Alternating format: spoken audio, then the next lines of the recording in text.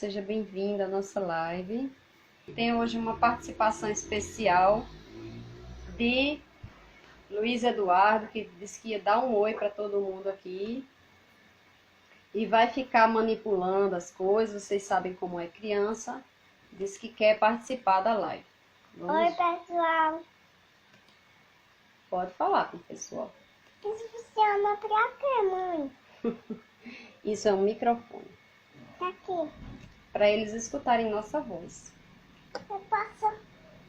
Na aula de hoje nós vamos falar sobre as características, e principais desafios na educação das crianças.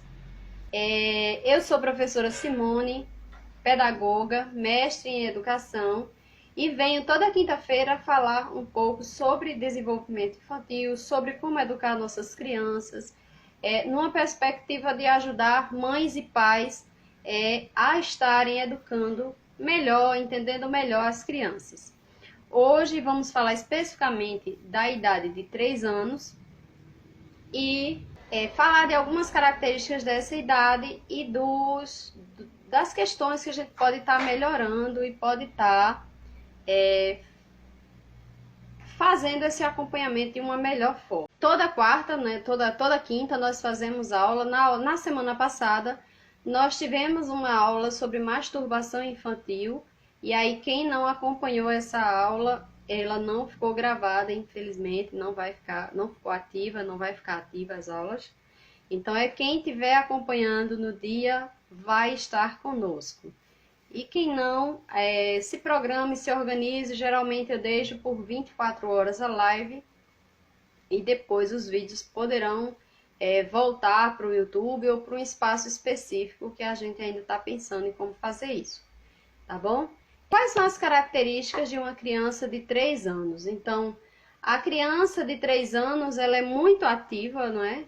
Ela quer correr, pular, escalar, se sujar. São características típicas da idade de uma criança de 3 anos. Explorar, enfim. Quanto mais sua coordenação é aprimorada, maiores serão, os desafios que a criança quer ultrapassar. Então, todo novo desafio para uma criança, ele tende a buscar superar esse desafio, a estar cada vez mais se superando e se desafiando. Essas são características próprias, por isso são crianças muito elétricas, muito ativas, sempre inventando coisas novas e até se colocando em perigo em algumas situações. Os marcos de desenvolvimento, que são características dessa etapa prioritariamente, dessa etapa até uns 6 anos de idade, que é onde marca aí um trecho do desenvolvimento dessas crianças, E aí a gente vai falar um pouco sobre eles e como a gente pode estar se posicionando e melhorando o contexto educacional para essa faixa etária. Então, um primeiro ponto, é que a criança, a partir dos 3 anos de idade, ela consegue se vestir e tirar a sua roupa sozinha. Outro marco é que ela consegue negociar soluções de problemas e conflitos, começa também a ficar cada vez mais independente, se vê como uma pessoa inteira, o corpo, mente e os sentimentos, ela já começa a se integrar como pessoa e pode não ser capaz de diferenciar entre a fantasia e a realidade. É uma característica forte dessa etapa da infância, é a questão da fantasia, e da história, do faz de conta, é muito presente nesse processo.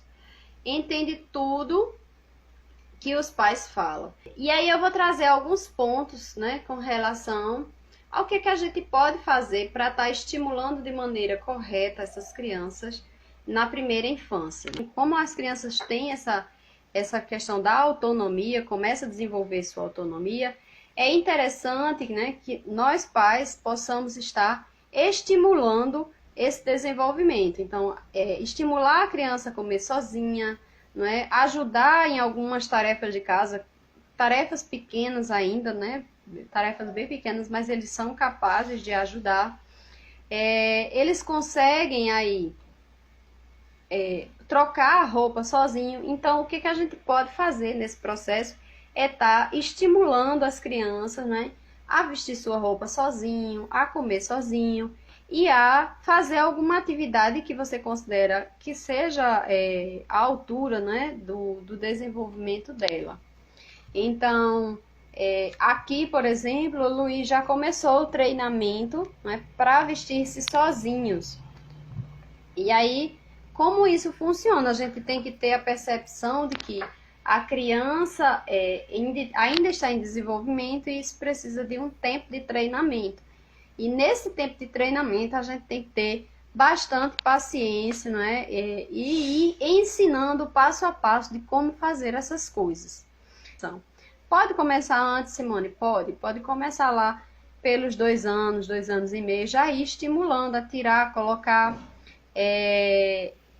a roupa, né? E a comer também, já pode ser estimulado antes. Mas aí, a partir dos 3 anos, no marco de desenvolvimento, isso vai ser mais nítido, né? Vai ser mais presente. E a gente tem que lembrar que vai ter hora que vai faltar a paciência, né? O nosso tempo, a gente vive na correria, a gente tem esse processo de correria o tempo todo, a gente está correndo contra o relógio, contra o tempo. Temos que ter a clareza de que a criança vai num ritmo diferente. E à medida que ela for conseguindo fazer um pouco mais rápido, né, for conseguindo maior habilidade, ela vai fazer de um modo mais rápido ou não, dependendo da criança, ela nunca vai fazer tão rápido quanto a gente gostaria.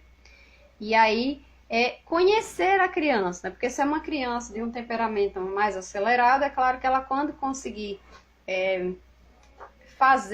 conseguir ter a habilidade de executar, né, ela vai fazer mais rápido. Mas se é uma criança mais lenta, uma criança mais calma, mais fria, mais tranquila, ela vai ter o tempo dela.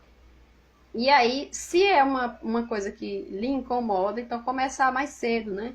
Dar tempo para essa criança fazer o que tem que fazer, e aí você vai calcular um tempo de avisar quando ela vai ter que iniciar a troca de roupa, o tempo de alimentação e tudo mais. Então, você vai entender o ritmo e vai estimulá-la a fazer sempre melhor. Não exigir perfeição, né? Que a perfeição, quando a gente exige perfeição de uma criança muito pequena, a gente cai nessa armadilha do estresse, da preocupação. Então não exigir perfeição. No segundo ponto, né, que é quando a criança consegue fazer negociações sobre as soluções e os problemas, é interessante, né, começar a aproveitar essa habilidade nova das crianças de 3 anos, a partir dos 3 anos, e essa habilidade você vai usar ela para o resto da vida, né? Que é quando se surge um problema ou um conflito, você chama essa criança para conversar com ela sobre as soluções, né? Que solução nós podemos trazer para esse conflito, para esse problema, para essa falta de esse mau comportamento, né, digamos assim, né, para o comportamento inadequado dessa criança. Então, à medida que ela tem essa capacidade de solução de problemas, você vai começando também a trabalhar com ela a questão das duas opções, né? Como a gente já trabalhou em outras aulas, né? A gente já falou sobre isso, de dar opções a essa criança, porque ela vai estar nesse desenvolvimento das habilidades dela e da independência dela, né? De marcar essa independência, eu sou capaz de fazer, e você vai colocando, dando essas opções para ele, né? Você quer comer banana ou você quer comer maçã? E aí vai estimulando essa independência da criança e esse modo de participar, né? de fazer escolhas, digamos assim. Surgindo um conflito, use a técnica de chamar, né, a criança para discutir possibilidades de resolver a situação, né? De que modo você pode, né? De que modo o que a gente pode fazer, o que você pode fazer para fazer diferente de uma próxima vez, né? No conflito, a gente sempre vai, consequência daquele ato, né, daquele ato que acabou de acontecer. Então, se bateu no colega, qual a consequência disso? Né? O que vai ser melhor ser feito naquele momento? É bater na criança, Simone? Não, não é bater na criança. Se Luiz bate num amigo, bater em Luiz não vai tirar a pisa do amigo. O que Luiz pode fazer para o amigo se sentir melhor depois disso, né? E, consequentemente, falar sobre isso, né? Falar sobre a questão do que a gente pode fazer para da próxima vez você não agir com essa brutalidade, né? Com essa agressividade. O terceiro ponto que a gente tratou, né? Que é o terceiro ponto do marco do desenvolvimento, que é começar a ficar mais independente. Eu já falei um pouco nesse segundo, mas o terceiro seria, ficar mais independente é bom. Eu coloquei, né? Ficar mais independente é bom. O conflito é que a criança acha que sabe o que quer, né? O que é bom para ela. Então, à medida que faz parte dessa independência, né, da criança querer tomar banho sozinha, botar a roupa sozinha, dizer já sei e fazer, né? Isso eu percebo muito aqui. Também vai acontecer aquele conflito de dizer eu não quero tomar banho, eu não preciso comer. Eu já ouvi isso, né? E aí exige de nós esse contornar da situação, né? Porque eles vão querer decidir sobre tudo. Sem falar que eles estão atentos e nos testando, né? Nos observando. O que a gente disse hoje vai ser observado e testado em um outro momento. O que a gente precisa lembrar nesse processo de independência da criança, né? Desse processo de independência, é que isso vai acontecer, né? A criança vai contestar, vai querer ser independente, vai querer decidir sobre o que ela acha melhor sobre si mesma, mesmo que aquilo não faça sentido nenhum. Então, bater de frente não é a melhor solução, né? Não é a melhor opção, porque quando a gente bate de frente, a criança vai defender o seu ponto de vista e a gente vai defender o nosso. Se a gente for de um modo agressivo, vai entrar em choque, né? E aí a criança que não tem o seu cérebro superior ainda bem desenvolvido, vai usar os seus recursos primitivos, né? Vai gritar, vai chorar, vai se espernear, para defender aquela ideia dela. Então, tem a questão da firmeza que a gente tem que ter diante dessas situações, e também a gente não pode se igualar, né? Entrar no nosso cérebro primitivo e começar a brigar com as crianças e começar a fazer coisas que não seriam adequadas a um adulto, ou impor a nossa vontade. Mas existem estratégias, existem técnicas de convencer ela a fazer aquilo que tem que ser feito, né? E conseguir melhor solução. Vamos lá, Luiz, para o quarto tópico da live. Olha, vai dizer o seguinte, ó, como pode não ser capaz de diferenciar fantasia de realidade, né? Tem a questão da fantasia, que as crianças usam muito. A criança muitas vezes vai contar histórias, não é? Vai criar amigos imaginários. Luiz tem amigos imaginários, não é, Luiz? Tem os bebês, ele diz que tem os amigos e tem os irmãozinhos. Então, vai ter a questão dos amigos imaginários, vai ter a questão de reconstruir histórias usando uma versão, né, a versão que eles gostariam, né, criando o final feliz deles, né? E aí, às vezes, a gente pode até confundir isso com mentira, mas nessa idade a criança não tem ainda a capacidade de mentir. Então, a partir dos 3 anos, isso fica... Eles ainda confundem muito, né? Eles começam a viver esse mundo de fantasia e confundir o que é real do que é imaginário. Para eles tudo é real. Até as histórias que eles contam, se a gente for contradizer, para eles é daquele jeito e pronto. E o que é interessante nesse processo é usar as histórias para educar também, né? No sentido de educar e usar muito da história, né? A gente pode criar histórias, a gente pode inventar histórias, a gente pode também usar histórias de livros, né? Existem livros com diferentes contextos. A gente tem trabalhado muito agora a questão dos sentimentos, né? Quando eu estou triste, quando eu estou chateado, quando eu estou de boa, né? Quando eu gosto de alguém, enfim, sentimentos, porque é uma fase também que os sentimentos estão em desenvolvimento. Então,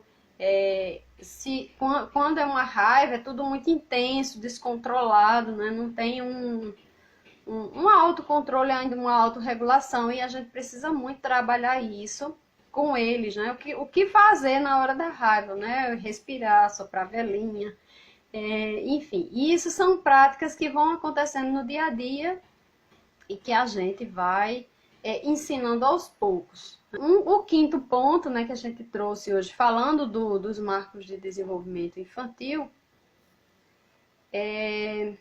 eu acho que foi que entende tudo o que os pais fazem. Você pode até achar que ele não entendeu, né? Porque você falou e ele não quis fazer. Então, tipo, eu mando meu filho fazer, mas ele faz de conta que não escuta. Parece que não entendeu. É mais ou menos nesse sentido, né? E aí, porque ele não fez o que ele queria, não significa que ele não entendeu, né? Aí tem essa questão do primeiro tópico da independência, né? Dessa questão da independência, de querer saber, de dizer, já sabe o que quer para si. E tem a questão do que ele já absorve a linguagem, ele já domina a linguagem, inclusive, né? Então, você pode até achar que ele não entendeu porque ele não fez o que você queria, mas isso não significa que ele não tem capacidade de entender. Pode ser que pela distância, por uma distração, por algum outro motivo, ele não tenha ouvido bem, né? Não tenha entendido bem, mas ele já tem a capacidade de entender sim. Então, sempre fale o mais próximo possível, sempre falar o mais próximo possível na altura da criança, né? E se houver resistência a algum comando seu, né? Mude a forma de comunicar. Então, por exemplo, antes da live eu fui dar um banho em Luiz e ele disse que não queria tomar banho. Mas eu sei que ele gosta daquele banho relaxante, com um brinquedo. Então eu disse, Luiz, o que você está fazendo? Eu estava organizando a água do banho dele, tá frio hoje aqui. Ele disse, o que você está fazendo? Eu disse, eu estou preparando seu banho. Aí ele olhou para mim e disse, eu não quero tomar banho. Eu disse, eu sei que você não quer, mas você vai tomar banho.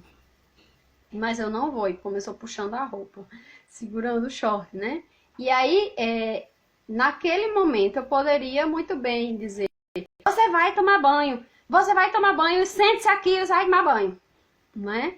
E aí ia gerar um conflito, mas aí sempre eu opto por esse outro modo. Eu vejo que daquele modo não vai dar certo, já naquele momento já vem aquele, né? Vamos usar outra estratégia, vamos usar aí a firmeza e a gentileza, né? A firmeza naquele sentido de que você vai tomar banho, filho. Você vai tomar banho. Olha, Luiz, como a água tá gostosa. Eu disse 2 vezes. Olha como a água tá gostosa.